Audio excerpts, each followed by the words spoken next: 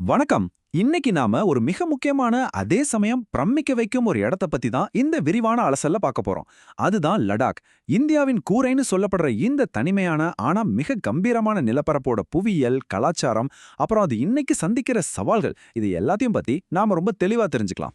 இந்த ஆச்சரியமான பயணத்துக்கு நீங்க தயாரா? கொஞ்சம் யோசிச்சு பாருங்க. ஒரு பக்கம் மெல்லிய வளிமண்டலம் காரணமா சுட்டெரிக்கும் சூரியன், இன்னொரு பக்கம் -20 டிகிரிக்கும் கீழே உறைய வைக்கும் காத்து.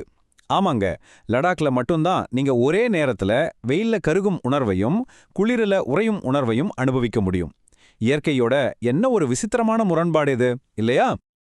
இந்தியாவின் கூரைக்கடல் கடல் மட்டத்திலிருந்து சுமார் 3000 மீட்டருக்கும் மேல, அதாவது கிட்டத்தட்ட 9800 அடி உயரத்துல அமைஞ்சிருக்க இந்த உயர்ந்த கணவாய்களின் நிலம் உலகத்தோட கவனத்தை ஏன் இவ்வளவு ஈர்க்குதுன்னு பாப்போம். இங்க நாம கவனிக்க வேண்டிய ஒரு முக்கியமான நம்பர் இந்த 100 மில்லிமீட்டர். லடாக் இமயமலையோட மலைமறைவு பிரதேசத்துல இருக்கிறதால இந்திய பருவமழைய இமயமலை தடுத்து நிறுத்திடுது. அதனாலேயே இது ஒரு குளிர்ந்த பாலைவனமா மாறிடுச்சு. வருஷத்துக்கே சராசரியா 100 மில்லிமீட்டருக்கும் குறைவான மழை தான் இங்கே பெய்யுது. இவ்வளவு வறட்சியான ஒரு இடத்துல எப்படி தண்ணி கிடைக்குதுன்னு உங்களுக்குள்ள ஒரு கேள்வி வரலாம். பாலைவனமா இருந்தாலும் இங்க பனிப்பாறைகள் உருகி வர்ற நீர்நிலைகள் நம்மள நிஜமாவே ஆச்சரியப்பட வைக்கும். குறிப்பா நிம்மு அப்படிங்கிற இடத்துல சிந்து நதியோட மரகத பச்சை நிற தண்ணீரும் ஜான்ஸ்கர் நதியோட சேற்று நீரும் ஒன்னா கலக்கிற காட்சி இருக்கே, அது பார்ப்பதற்கு இயற்கையோட ஒரு அற்புதமான ஓவியம் மாதிரி இருக்கும். ஆறுகள் மட்டுமில்ல, லடாக்ல மனச மயக்கிற ஏரிகளும் நிறையவே இருக்கு. இந்தியாவில் ஆரம்பிச்சு சீனா வரைக்கும் நீண்டு கிடக்கிற பாங்காங்சோ ஏரி தன்னோட நிறத்தை மாத்திக்கிட்டே இருக்கிற நீல நிறத்துக்கு ரொம்ப ஃபேமஸ். அதே போல உயரமான பகுதியில் இருக்கிற சோ முரீரி சதுப்பு நிலம் அரிய வகை பறவைகளுக்கு ஒரு முக்கியமான புகலிடமா இருக்கு. இவ்வளவு கடுமையான சூழ்நிலையிலையும் இந்த நீர்நிலைகள் தான் அங்க ஒரு உயிர்நாடியா செயல்படுது. குட்டி திபெத்ல வாழ்க்கை எப்படி இருக்கு? இவ்ளோ கடுமையான உறைய வைக்கும் குளிர்லயும் வறட்சியான சூழல்லையும் மனிதர்கள் எப்படி உயிர் வாழ முடியும்னு நீங்க யோசிக்கலாம். பல நூற்றாண்டுகளா இயற்கையோட எப்படி ஒன்றிணைந்து வாழ்றாங்கன்னு தொடர்ந்து பார்ப்போம். லடாக்கோட கலாச்சார பின்னணியை நாம கொஞ்சம் நடுநிலையா பார்த்தோம்னா, லே மற்றும் ஜான்ஸ்கர் பகுதிகளில் மகாயான பௌத்தர்கள் அதிகம் வசிக்கிறாங்க. அங்க மலைமுகடுகள்ல திக்ஸே, ஹெமிஸ், டிஸ்கிட் மாதிரியான ரொம்ப பழமையான மடாலயங்கள் இருக்கு. இன்னொரு பக்கம் மேற்குல இருக்கிற கார்கில் மாவட்டத்துல ஷியா முஸ்லிம்கள் பெரும்பான்மையா வாழ்றாங்க. இந்த ரெண்டு பகுதிகளுமே தங்களுக்குன்னு ஒரு தனித்துவமான கலாச்சாரத்தை கொண்டிருக்கு.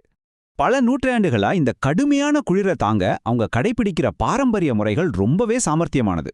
வீடுகளை கட்ட வெயில்ல காய வச்ச செங்கற்கள், தடிமனான மரங்கள்னு பயன்படுத்துறாங்க. கோஞ்சா அப்படின்னு சொல்லப்படுற தடிமனான கம்பளி ஆடைய உடுத்துறாங்க.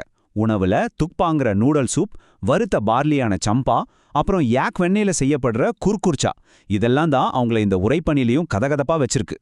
இராணுவமயமாக்கப்பட்ட மலை எல்லை லடாக் வெறும் சுற்றுலாத்தலம் மட்டுமில்ல, உலகத்தோட ரொம்ப பதற்றமான எல்லைகள்ல ஒண்ணு. அணு ஆயுதம் வச்சிருக்க 2 பெரிய நாடுகளுக்கு நடுவுல லடாக் அமைஞ்சிருக்கு.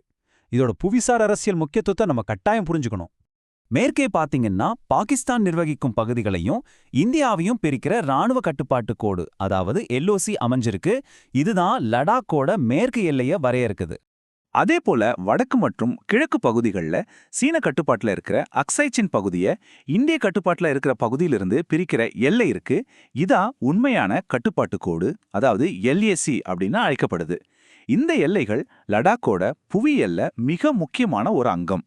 இந்த இராணுவமயமாக்கலோட உச்சகட்டத்தை சியாச்சின் பனிப்பாறையில நாம பார்க்கலாம். இதுதான் உலகத்தோட மிக உயரமான போர்க்களம். -டிகிரி உறைபனியிலையும் ரொம்ப கடுமையான சூழ்நிலையிலையும் இராணுவத்தினர் இங்க தொடர்ந்து பாதுகாப்பு பணியில ஈடுபட்டு வர்றாங்கன்னா அது மனித சகிப்புத்தன்மையோட எல்லைக்கே ஒரு மிகப்பெரிய உதாரணம். 2019ல லடாக் அரசியல்ல ஒரு மிகப்பெரிய மாற்றம் நடந்துச்சு. ஜம்மு காஷ்மீர்லிருந்து பிரிக்கப்பட்டு லடாக் ஒரு தனி யூனியன் பிரதேசமா மாறுச்சு. இந்த மாற்றத்துக்கு பிறகு உள்கட்டமைப்பு வளர்ச்சி ரொம்ப வேகமா நடக்குது. அடல் சுரங்கப்பாதை, நிம்மு படம் தர்ச்சாசாலை மாதிரியான திட்டங்கள்னால வருஷம் முழுவதுமே ராணுவ நடமாட்டத்துக்கும் மக்களோட போக்குவரத்துக்கும் ஒரு பெரிய வசதி கிடைச்சிருக்கு. சுற்றுலாவின் விலை, உள்கட்டமைப்பு வளர்ச்சி ஒரு பக்கம் இருந்தாலும் லடாக்கோட இன்றைய மிகப்பெரிய சவால் என்ன தெரியுமா? அவங்களோட பொருளாதார உயர்நாடியான சுற்றுலாதான். இது ஒரு கடுமையான நவீன முரண்பாடு. எப்படின்னு பாப்போம். கொஞ்ச காலத்துக்கு முன்னாடி வரைக்கும் இங்க இருக்கிற மக்கள் விவசாயம் செய்யறதையும் பஷ்மினா கம்பளிக்காக சாங்தாங்கி ஆடுகளை வளர்க்கறதையும் தான் முழுமையா நம்பி இருந்தாங்க. அது இயற்கையோட இணைஞ்ச ஒரு நிலையான பொருளாதாரமா இருந்துச்சு. ஆனா இப்போ மே மாசத்திலிருந்து செப்டம்பர் வரையிலான அந்த குறுகிய கோடை காலத்துல லட்சக்கணக்கான உள்நாட்டு மற்றும் வெளிநாட்டு சுற்றுலா பயணிகள் இங்க குவிஞ்சிடுறாங்க. இதனால ஏற்படுற ஒரு சங்கிலி தொடர் விளைவை கொஞ்சம் கவனிங்க. சுற்றுலா பயணிகளோட வருகை மிகப்பெரிய பொருளாதார வளர்ச்சியை கொடுத்திருக்கு, அதுல சந்தேகமே இல்ல. ஆனா இந்த அதீத வளர்ச்சி நேரடியாக தண்ணீர் தட்டுப்பாடு, கழிவு மேலாண்மை பிரச்சனை, அப்புறம் கடைசியா சுற்றுச்சூழல் சீரழிவுன்னு ஒரு அபாயகரமான கட்டத்தை நோக்கி லடாக்க தள்ளிக்கிட்டு இருக்கு. இதுல நாம கவனிக்க வேண்டிய ரொம்ப முக்கியமான பிரச்சனை நிலத்தடி நீர் தட்டுப்பாடு. லே நகரத்தோட முழு நீர் ஆதாரமே நிலத்தடி நீரை நம்பிதான் இருக்கு. இன்னைக்கு அங்க கட்டப்படுற நவீன ஹோட்டல்கள்ல இருக்கிற ஃப்ளஷ் கழிப்பறைகள் அந்த பழமையான நிலத்தடி நீரை ரொம்ப வேகமா உறிஞ்சிருது.